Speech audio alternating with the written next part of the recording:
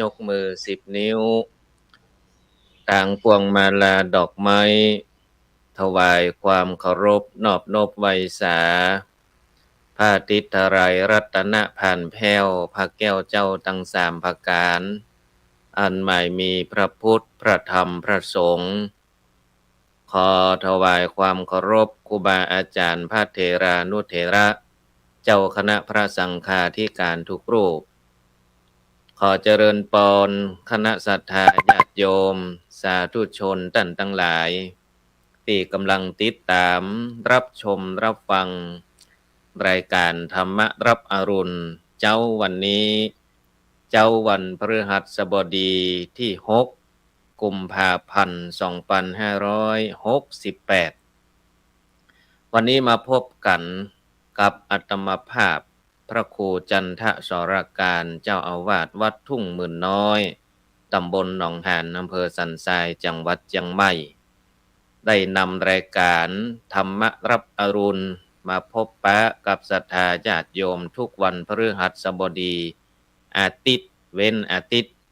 ที่จะได้มาพบปะกันวันนี้เช่นเคยหลังจากที่เราได้อู้จาธรรมะข้อคิดที่จะได้นำเสนอให้ญาติโยมแล้วก็จะมีข่าวประชาสัมพันธ์บอกว่าจะเป็นข่าวสารการเคลื่อนไหวตั้งพระพุทธศาสนาก็ดีตั้งทั้งไปนอกไปในก็ว่าได้ไปนอกนั้นก็จะมีข่าวสารตั้งบ้านตั้งเมืองไปในก็จะมีข่าวสารตั้งพระพุทธศาสนามานำเสนอให้ศรัทธาญาติโยมวันนี้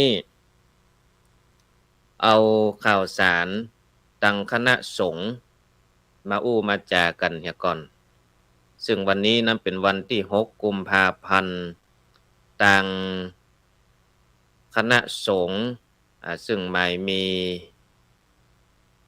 คณะสงฆ์จังหวัดเชียงใหม่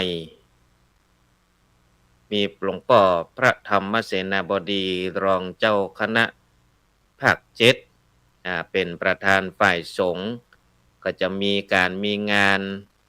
เปิดงานสัปดาห์ส่งเสริมพระพุทธศาสนาเนื่องในวันมาฆบูชาประจำปี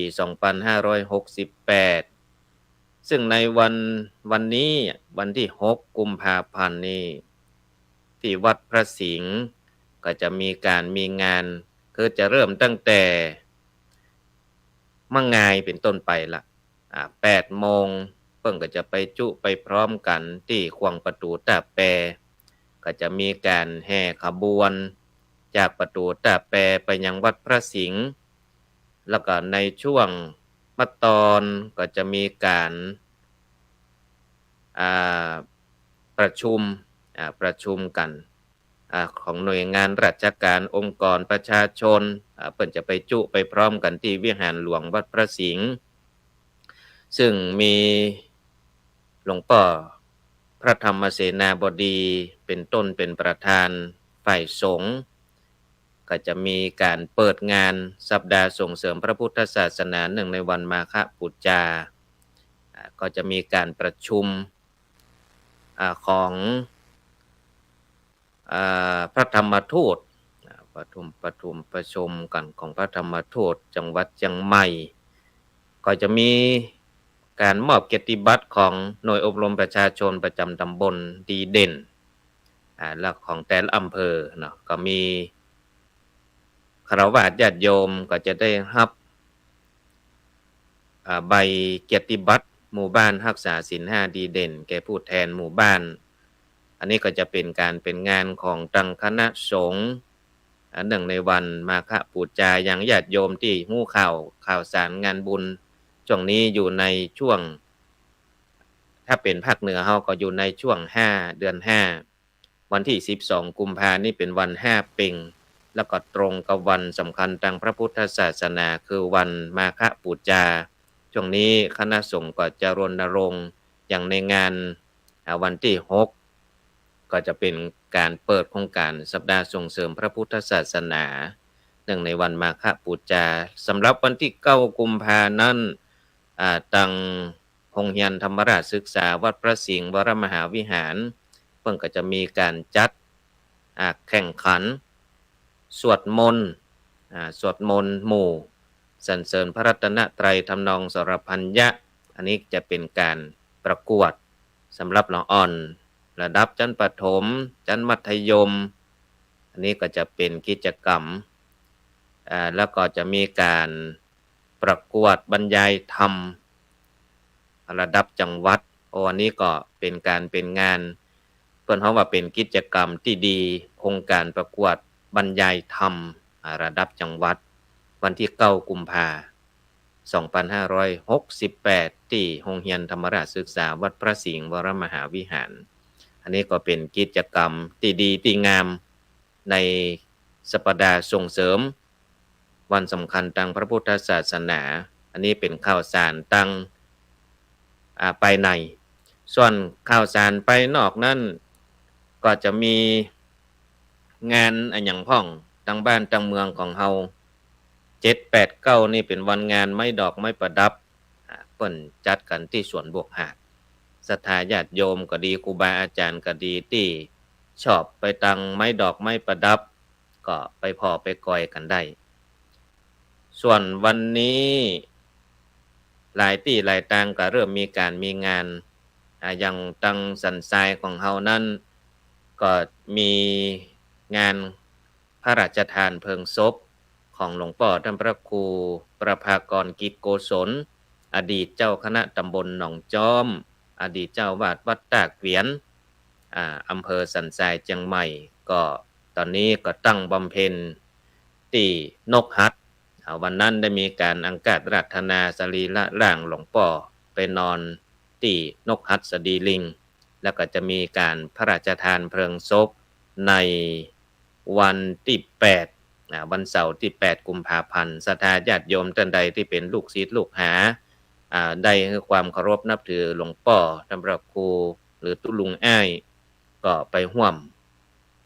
บำเพ็ญกุศลไปร่วมกันได้ทุกค่ำทุกคืนก็มีไปเมื่อวันก็ได้ไปเมื่อคืนก็ได้เมื่อคืนก็จะมีการฟังเทศน์ฟังสวดกันทุกค่ำทุกคืนแล้วก็ช่วงนี้หน้าปล่อยหลวงปล่อยลามรถประชาสัมพันธ์งานในตำบลหนองหานก็จะมีวัดป่าบงวัดป่าบงตำบลหนองหานอำเภอสันทรายจังหวัดเชียงใหม่ก็จะมีการปล่อยหลวงปล่อยลามกินใหญ่ตันหลวงฉลองพระธาตุเจดีย์องค์ใหม่ของวัดป่าบงก็เริ่มแล้ว6 7 8วันนี้ก็จะเริ่มมีการพุทธาภิเษกสวดมนต์ตันวันที่7มะเจ้าก็จะมีการไขตาพระเจ้าเปิดจะมีพระพุทธรูปอยู่ที่พระธาตุก็จะมีพิธีอบรมสมโภชเป็นสิริมังคละแล้วก็วันที่8วันที่7เปิดก็จะมีขวัญตานบ้านล่ะวันที่8ก็เป็นหัววัดหัววาก็จะได้ไปร่วมนำหัววัดหัววาไปกินไปตานเพราะว่าอยู่ในตำบลเดียวกันอันนี้ก็รวดประชาสัมพันธ์ศรัทธาญาติโยมท่านใดอยู่ใกล้อยู่หิมก็ไปร่วมกินร่วมตานปล่อยหลวงปล่อยลามวัดป่าบงตำบลหนองหานอำเภอสันทรายจังหวัดเชียงใหม่โดยมีท่านพระครูสังฆรักษ์รุ่งโรจน์จินวโรเป็นเจ้าอาวาสรูปปัจจุบันอันนี้ก็ฝากข่าวสารงานบุญศรัทธาญาติโยมสาธุชนท่านทั้งหลายวันนี้ได้เอาธรรมะข้อคิดคือไปได้ยินจากครูบาอาจารย์หลวงพ่อจำชื่อบ่ได้ละเปิ้นได้อู้ไว้ใน Facebook ก็เลยมานำเสนอให้ศรัทธาญาติโยมเก็บไปพินิจพิจารณาเปิ้นมีข้อความบอกว่าอยู่อย่างไรให้มีความสุขในยุคนี้อยู่อย่างไรให้มีความสุขในยุคนี้ข้อที่1อยู่กับตัวเองให้คิดบวกกันเดียวจะอู้ให้ฟังไปก่อนกันเดียวจะมาอธิบายตัวก้นอยู่กับตัวเองให้คิดบวกอยู่กับพรรคพวกให้มีเมตตาอยู่กับปัญหาให้ลงมือแก้อยู่กับพ่อกับแม่ให้กตัญญูอยู่กับผู้รู้ให้ถ่อมตนอยู่กับชุมชนให้สร้างความดีอยู่กับโลกใบนี้ให้ปล่อยวางอันนี้เป็นข้อคิด7ข้อด้วยกัน ที่เอามานำเสนอให้ญาติโยมก็เดี๋ยวจะอธิบายอู้กันเป็นข้อไปตามเวลาที่ปอจะมีตอนนี้คุณโยมสวรักษ์อภิวงศ์ได้เข้ามาทักทายกราบสาธุสาธุเจ้าสาธุเจริญปอนเนอร์คุณโยมเนอร์ข้อที่1อยู่กับตัวเองให้คิดบวกเป็นธรรมดาอยู่ตัวเก่านี่คนโบราณเพิ่นว่าอยู่คนเดียวให้ระวังความคิดอยู่กับมิตรให้ระวังวาจามียินดีจะต้องมียินให้มีเบื้องซ้ายจะต้องมีเบื้องขวาคบแห้งก็เป็นแห้งคบกาก็เป็นกามีหูต้องฟังหามีตาต้องพอไว้อันนี้เปิ้นบอกว่าอยู่กับตัวเองให้คิดบวกเพราะเวลาอยู่คนเดียวนี่มันจังคิดฟุ้งซ่านศรัทธาญาติโยมท่านทั้งหลายต้องมีสติกำกับกำกาบางคนเจอปัญหาแล้วมกมุ่นอยู่กับตัวเก่าบ่ได้ไปบ่ได้ไประบายบ่ได้ไปปรึกษาหารือไผทำให้คิดสั้นขึ้นมาเนี่ยเพราะฉะนั้นอยู่คนเดียวเนี่ยให้คิดบวกไว้คิดบวกเข้าไว้บัดดีมีพลังลบพลังงานลบนักล้ำไปก็บดีเสียสุขภาพจิตเสียสุขภาพกายเพราะฉะนั้นอยู่กับตัวเองให้คิดบวกคิดบวกก็คือคิดไปในทางที่ดีอยู่ตลอดอันที่มันเป็นพโยชนะคิดบวกไว้กับตัวเก่าอันใดที่มันขาดตกบกพร่องไปก็คิดบวกเป็นหยังเฮาแก้ไขได้มันเป็นธรรมดาอันใดที่เฮาสมมุติเฮาญะพลาดเฮาญะพลั้งไปมันรู้มันเสียไปก็คิดบวกมันเป็นหยังได้โอกาสเปลี่ยนใหม่พอดีอย่างอี้นะมันมีเรื่องเล่าเกี่ยวกับการคิดบวกคิดดีเปิ้นว่ามี2สามีภริยา2คนสามีภริยาคู่นี้อยู่ด้วยกันถึงบ่ผิดบ่เถียงกันอยู่ด้วยกันดีขนาดอยู่มาวันหนึ่งต่างคนต่างก็ไปญะการศรัทธาญาติโยมเมียปีกบ้านมาค่ำบัลลักกักเกกฟังหุงข้าวใหญ่ค่ำก็ค่ำมาละเดี๋ยวสามีกาหรือว่าผัวนี่จะปีกมาบ้านเดี๋ยวบ่มีหยังกินฟังหุงข้าวนึ่งข้าวเป่าไฟ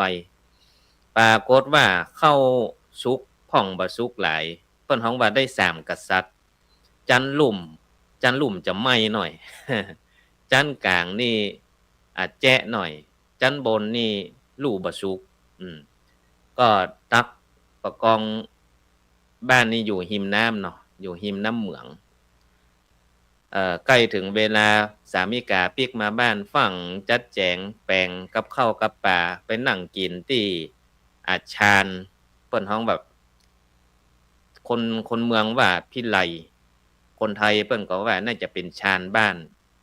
ติดหิมน้ำพอดีบรรยากาศดีขนาดเพื่อให้จะสามีกานั่นลืมเรื่องเข้าสุกพ่องบ่สุกหลายไปจัดสำรับข้าวเรียบร้อยสามีกาแม่ก็ห้องมากินข้าวด้วยกันนั่งผัวก็นั่งบินหลังให้น้ำเหมืองนั่งได้บรรยากาศดีขนาดก็เลยตักข้าวจานแรกให้กับสามีกานั่งกินข้าวไปกินไปสัก 2-3 กำมันเป็นข้าวตั้งหน้านี่มันบ่พอสุกไขว่แต่ใดเข้าเป็นสารหน่อยเมียก็เลยบอกวันนี้ฟังไปหน่อยเน้อปีกมาค่ำบัลลักกากเกกญะเข้าหุงข้าวเป่าไฟตั้งบนบ่พอให้สุกนะไอ้เน้อสามีกาก็บอกว่าบ่เป็นหยังญะเกี๊ยวมันดี มันเป็นสารหน่อยเนาะเป็นหยังเกี๊ยวมันดีเมียก็บ่ปากตักถ้วยที่2ตั้งกลางมันไข่แจ๊ะไปหน่อยเหรอไอ้อันนี้มันเป็นตั้งกลางมันแล้วเน้อไข่แจ๊ะไปหน่อยเน้อเป็นหยังมักเกี๊ยวมูแม่มูมาก็ได้เรือนดีละบ่ได้เกี๊ยวนักอันนี้มองในแง่บวกเมียก็เริ่มรำคาญแล้วเน้ออันยังบ่บ่จมบ่เดือดดีแต่ดีว่า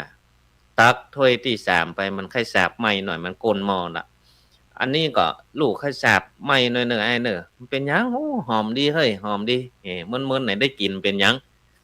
เมียก็ใจขึ้นนะไอ้นี่มันอูดย่อเฮาอย่าไกลเนาะก็เลยยู้ตกน้ำเหมืองตกไปพุ่มเอาโผล่หัวขึ้นมาจับพอดีก็ว่าฮ้อนๆอันนี้มันได้ไปขึ้นไปอาบน้ำลวดอาบน้ำเห็นเลยเนี่ยเปิ้นเพราะว่าคนคิดบวกมองในแง่บวกเพราะฉะนั้นอยู่กับตัวเองให้คิดบวก ประการที่สองอยู่กับพรรคพวกให้มีเมตตาอยู่กับพรรคพวกให้มีเมตตาก็เป็นธรรมดาอยู่ด้วยกันอย่างที่บอกไว้เมื่อกี้ว่าอยู่คนเดียวให้ระวังความคิดอยู่กับมิตรให้ระวังวาจาการที่มีเมตตาต่อพรรคต่อพวกเนี่ยเป็นสิ่งที่ดีเพราะว่าเราจะต้องเกาะกลุ่มรุมนาได้เปิ่งแปะอาศัยกันปี่หูสองน้องหูหนึ่งอาสะเปิ่งอาศัยกันอยู่กับพรรคพวกให้มีเมตตาเหมือนกับพระเดชพระคุณศรัทธาญาติโยมท่านทั้งหลายพระอาทิตย์นี่มันมีความร้อนแสงจ้าดาวอยู่บนฟ้าเหมือนกันมหันต์สักแก่นเลยมหันต์สักแก่นหมายความว่ามันมีบริวารแต่พระจันทร์นี่มาค่ำมาคืนมันเย็นมันนวลแสงก็พอให้พอดีหันดาวแวดล้อมอ้อมไปอ้อมมาเหมือนกับพระคุณพระคุณมีพระจันทร์นี่มันบ่ฮ้อนเนาะดวงดาวบริวารก็หันแวดหน้าแวดตาแต่ถ้าเป็นพระอาทิตย์นี่มันแสงมันจ้ามันฮ้อนมันบ่หันดาวเปรียบเหมือนกับคนเฮาเหมือนกันอยู่กับพรรคกับพวกลูกน้องป้องไปถ้ามีเมตตาในปนว่าพระเดชอุ่นพระเดชทำให้อุ่นพระคุณทำให้เย็นถ้าอยู่ด้วยกันใจกับพระเดชล้ำไปบริวารก็บ่ค่อยมีมีต้องมีพระคุณโดยคือความจุ่มความเย็นความเมตตาก็จะมีบริวารเปื้อนป้องลูกน้องป้องปายอย่างนี้เป็นต้นประการต่อมาอยู่กับปัญหาให้ลงมือแก้ถ้าเกิดปัญหาแล้วอย่าหนีต้องแก้ปัญหามีไว้แก้บัดเดี๋ยวนี้ยุคปัจจุบันบอกว่าไปนอกไปในมันตึงมีปัญหาเหมือนกันหมดคนที่ทำงานน่ะจะเจอปัญหาคนที่บ่เคยเจอปัญหาคือคนที่บ่ทำงานเพราะฉะนั้นถ้าเจอปัญหาแล้วต้องลงมือแก้บัดดีท้อบัดดีถอยมันอยู่กับพ่อกับแม่คือกตัญญู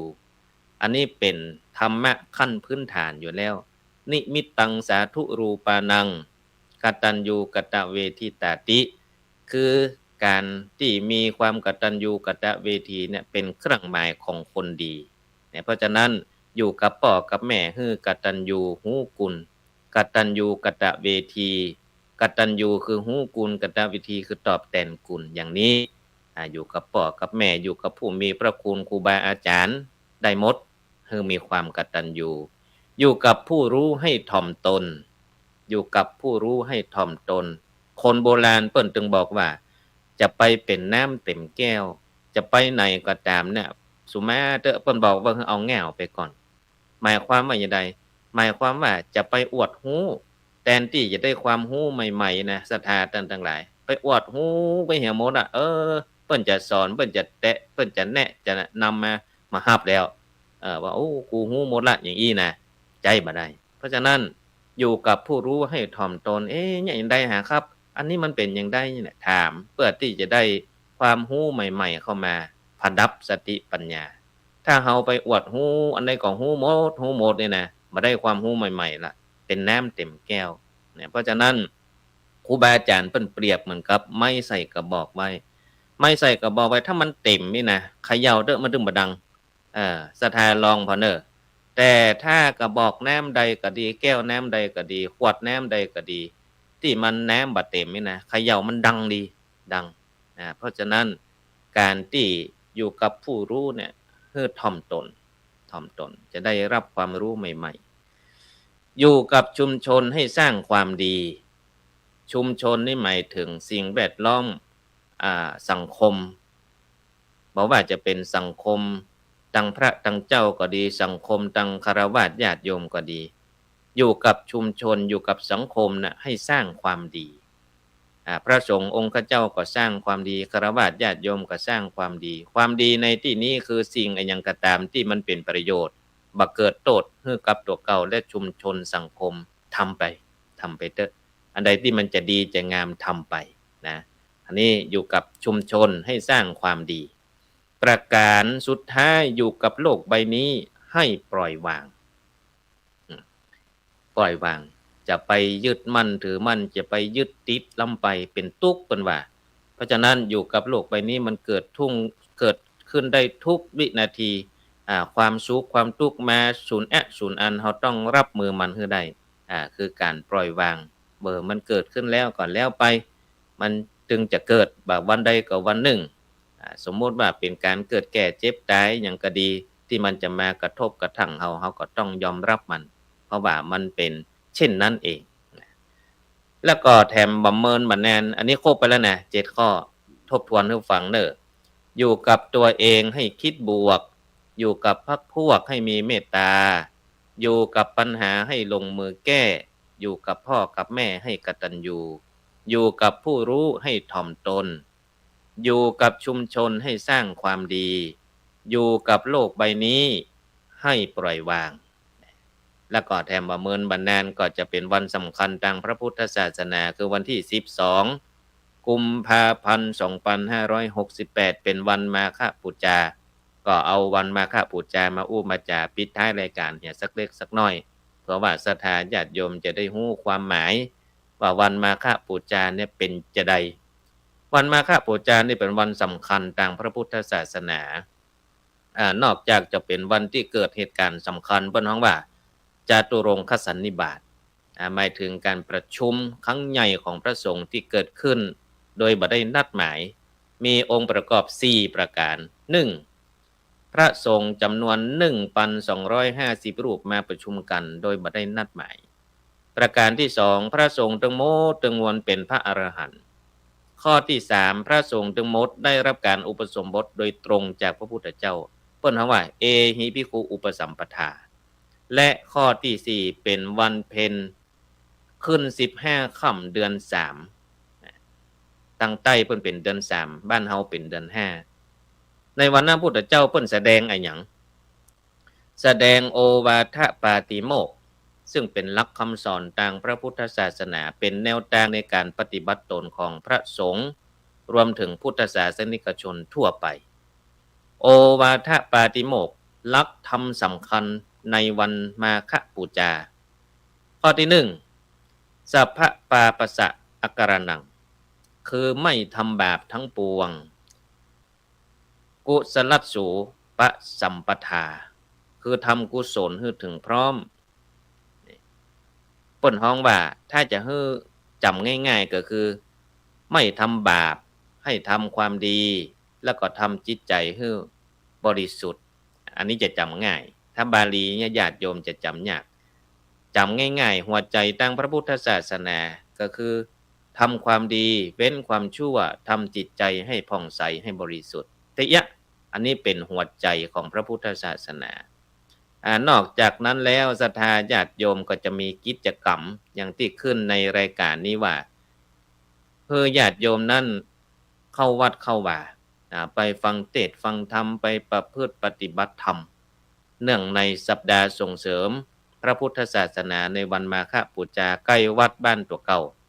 แต่ละวัดแต่ละวาเปิ้นก็จะมีกิจกรรมมัดเจ้าแม่ก็จะมีการทำบุญตักบาตรตามปกติวันพระวันมาฆบูชาก็มีการฟังเทศน์ฟังธรรมในช่วงบ่ายในช่วงมะแรงก็จะมีการทำวัดเย็นทำวัดเย็นแล้วก็จะมีการเวียนเทียนถวายเป็นพุทธบูชาเนื่องในวันมาฆบูชาในศรัทธาญาติโยมสาธุชนท่านทั้งหลายก็ต้องในฐานะที่เฮาท่านทั้งหลายเป็นพุทธศาสนิกชนต้องเพื่อความร่วมไม้ร่วมมือแล้วก็ปาลูกปาหลานไปฮู้ไปหันกิจกรรมอันดีอันงามอันเนื่องโดยพระพุทธศาสนานี่นะปาไปวัดไปวาเปิดหูเปิดตาไปฮื้อละอ่อนนั้นซึมซับเรื่องที่ดีที่งามไปหันกิจกรรมทางพระศาสนาบ้านเฮาเมืองเฮาชุมชนของเฮาก็จะเป็นการปลูกฝังเพื่อละอ่อนนั่นได้เข้าวัดเข้าวาตั้งแต่น้อยไปหันพ่ออุ้ยแม่อุ้ยไปหันอีพ่ออีแม่ปาไปวัดไปวาอันนี้ก็จะเป็นสิ่งที่ดีปลูกฝังให้กับเยาวชนคนรุ่นใหม่เสี่ยงบุญของคนเฒ่าคนแก่ไปแล้วก็จะมีละอ่อนมาสืบมาแทนอย่างนี้ถ้าเฮาบ่ปาละอ่อนก็จะไกลวัดไกลวาไปติ๊กๆเพราะฉะนั้นปาเข้าวัดเข้าวาเป็นสิ่งที่ดีที่งามพระสงฆ์องค์ข้าเจ้าเพิ่นก็เอาหลักธรรมคำสอนมาเผยแพร่มามาจามานำเสนอให้ศรัทธาญาติโยมได้ให้ลูกให้หลานได้ซึมซับธรรมะไว้วันน้อย ก็จะเป็นประโยชน์บัดนักก็น้อยต่อละอ่อนเยาวชนยุคนี้สมัยนี้โอ้ข่าวแต่ละอย่างมานี่โอ้มีกาพลังงานลบจึงวันนี้จึงบ่ค่อยพอเท่าใดนะข่าวสารมันมีก็ข่าวลบทำให้สุขภาพจิตบ่ดีแต่เราจะปฏิเสธบ่ได้เพราะว่ามันเป็นสิ่งที่เกิดขึ้นจริงแต่เราก็ต้องยอมรับอย่างที่บอกไว้ว่าอยู่กับโลกใบนี้ให้ปล่อยวางนั่นนะเรารับรู้มาแล้วเราก็ต้องใจสติใจปัญญาในการรับชมรับฟังอันใดที่มันดีเราก็ว่าดีอันใดที่มันบ่ดีเราก็ว่าบ่ดีก็ต้องหาทางแก้ไขช่วยเหลือกันไปอู้ถึงเรื่องปัญญาศรัทธาญาติโยมสาธุชนท่านทั้งหลายเหมือนกับแสงอาทิตย์อย่างหน้าหนาวนี่จะมีหมอกมีเหมยเวลาเดินเดินทางก็จะไปปะหมอกปะเหมยเหมือนกับคนเฮานั้นมีเพิ่นว่าเจอความทุกข์เข้ามาในชีวิตแต่เฮาก็ต้องอาศัยความอดทนคือขันติอดทนไว้แฮมบ่เหมินมานานหมอกเหมยมันก็จะจางไปเมื่อเจอแสงอาทิตย์ปัญญาก็คือแสงอาทิตย์เป็นหมอกเป็นเหมยนั่นก็คือความทุกข์แจ้งมาขวายมาแล้วเฮาใจสติใจความอดทนอยู่กับมันสักเบิดสักเมื่อหมอกเหมยมันก็จะห่างจางหายไปเหมือนกับความทุกข์น่ะบ่ได้อยู่กับเฮาเมินแป๊บเดียวเพราะฉะนั้นเราต้องรู้เท่าทันมาอดทนเอาใจปัญญาในการพิจารณาหาหนทางในการออกจากความทุกข์นั้นๆนะเพราะฉะนั้นฝากกับศรัทธาญาติโยมสาธุชนไว้แล้วก็การงานที่ได้ประชาสัมพันธ์ไปจะได้แล้วก็ไปร่วมกินร่วมทานงานบุญบ่ว่าจะเป็นงานขาวดำก็ดีงานปล่อยหลวงไปรำก็ดีใกล้วัดใกล้ว่าเอาละได้รายการนี้คงนำรายการจากศรัทธาญาติโยมไปเฮ็ดก่อนเด้อขออ้างเอาคุณพระศรีรัตนตรัยอันมีพระพุทธพระธรรมพระสงฆ์คุณพ่อคุณแม่ที่ให้กำเนิดเกิดมาเป็นคนคุณครูบาอาจารย์ที่ได้สั่งสอนศิลปะวิชาความรู้สิ่งศักดิ์สิทธิ์ทั้งหลายจงได้มาปกปักรักษาศรัทธาญาติโยมทุกคนทุกท่านมีความสุขกายสบายใจเหมือนกันทุกคนทุกท่านขอเจริญพร